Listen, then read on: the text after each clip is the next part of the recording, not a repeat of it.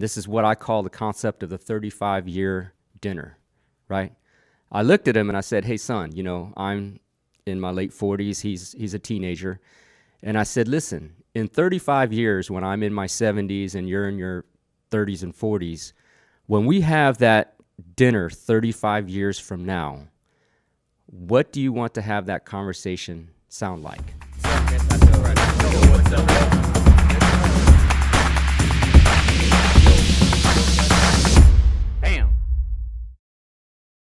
Yo, what's up, everyone? This is the End-to-End Podcast. I'm your host, Dr. Yun Nguyen. And as my friends affectionately call me Ninja, and because my listeners are my friends too, you can call me Ninja as well. This is the End-to-End Podcast, the alpha to the omega, the beginning to the end, offering ideas about life, inspiration, motivation, entrepreneurship, business, and little pearls for this all-you-can-eat buffet called life. It's great to be back in the studio. It's been some time. We've changed our environment just a tad, and I hope you like it because I love it. You'll see as we're starting and growing this podcast, we're going to be changing things up, trying to get the best look and feel to give you the best product and content that we can. Once again, this is a free podcast. So if anything I tell you or talk about during this episode or any of my other episodes works for you, you find value in it, you smile, you giggle, you feel good, please do share, comment, and like the End-to-End Podcast. If you're new to the podcast, just a little bit about my background. Immigrant refugee from Vietnam, war-torn country, came here with my parents, my immediate family. They accomplished the American dream, setting a great example for me. Went off to college, got trained as a physician, also a lawyer. And what I do today is I have my law firm. We practice in Houston, Texas with a nationwide reach. But also I'm involved with a bunch of other entrepreneurial endeavors.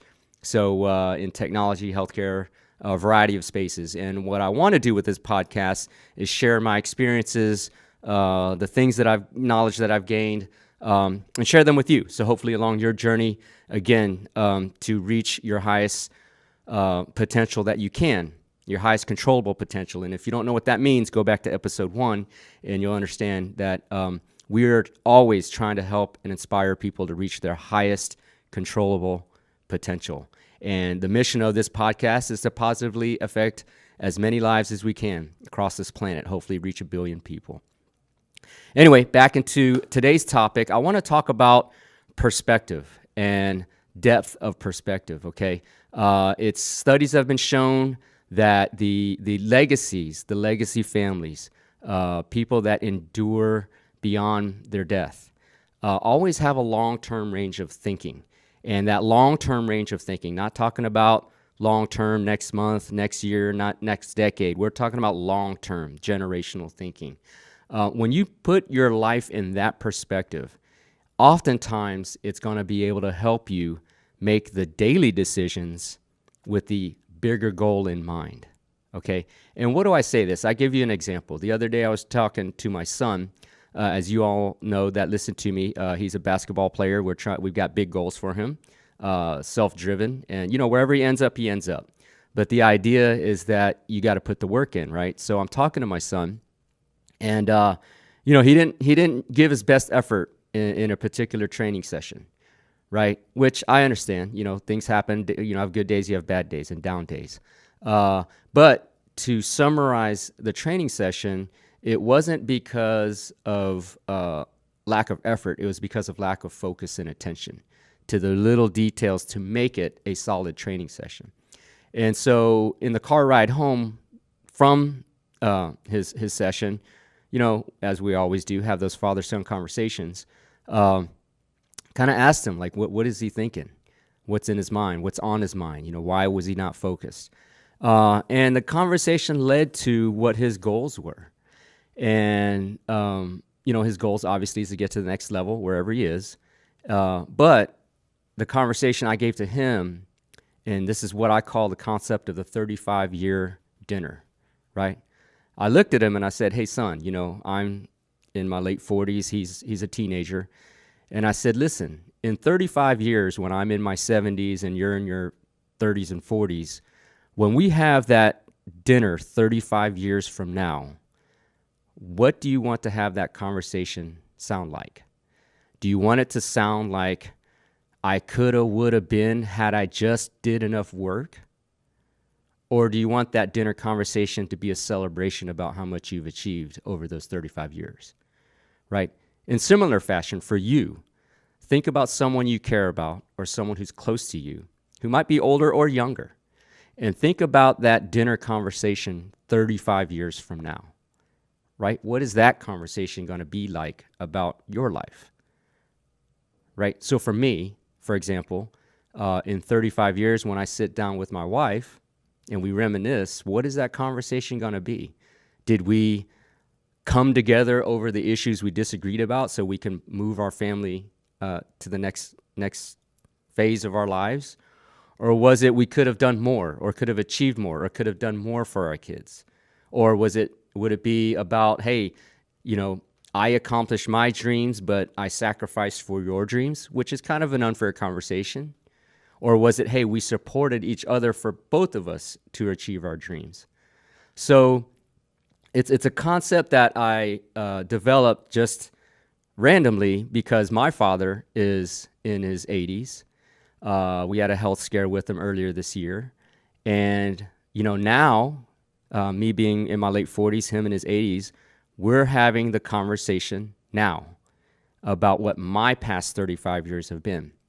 And I can say through personal experience with my father is that conversation was about actually how proud he was of me and how all the things I've done to represent him, and my mom's sacrifice, leaving, a very good life in Vietnam, coming to America with nothing, and starting over again, making that sacrifice for his family, me, and how I've honored him through what decisions I've made in my life. So that 35-year conversation with him, had I thought about this 35 years ago, has been fulfilling to me, very much so. So I encourage you, if you want to build your legacy, if you want to sort of keep the bigger, broader perspective in mind when you're having difficulty or when you're having setbacks or anything that is challenging in your life, to help push you through that, keep that 35-year dinner in mind. When you're going to sit down 35 years from now with whomever, your spouse, your best friend, your child, your parent, that conversation, what will that content be? What will the feelings be in that moment you're sharing those times? You're reminiscing. Is it a sense of regret, or is it a sense of celebration? So the 35-year conversation. So circling back after having this conversation with my son and giving those examples with my dad, how have things changed for him? Well, his energy, his enthusiasm for basketball has grown. As he's physically grown, his perspective is growing. The length of his perspective and goals are growing, and you can see it in his play. He's coming in quicker, stronger, putting in more work outside of practice, his regular practices, and it's translating into his game. And so it's positively reinforcing his immediate activities.